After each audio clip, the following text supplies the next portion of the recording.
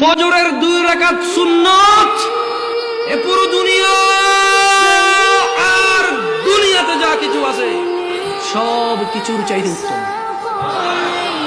তাহলে যে 2 রাকাত সুন্নত পৃথিবীর চাইতে উত্তম, ওই 2 রাকাতের সুন্নতের পরে যে 2 রাকাত ফরজ রয়েছে, এই ফরজের আল্লাহু আকবার কি দিয়ে মিটাবা? এই ফরজের সামি আল্লাহু লিমান হামিদা কি দিয়ে মিটাবা? কত টাকার মালিক হয়েছে তুমি নামাজের কাফারা দিবা?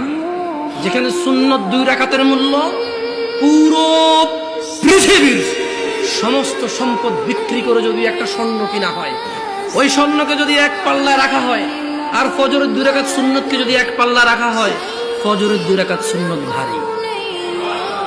ওই সুন্নত এত ভারী হলে ওই ফজরের নামাজের ফরজ যেটা তুমি ঘুমের মধ্যে কাটিয়ে দাও, ওই 2 রাকাত ফরজের আল্লাহু আকবার, সামি আল্লাহু লিমান হামিদা, আত-তাহিয়াতু সুবহান রাব্বিয়াল আযীম, সুবহান রাব্বিয়াল আলা কি দিয়ে কিনবা তুমি?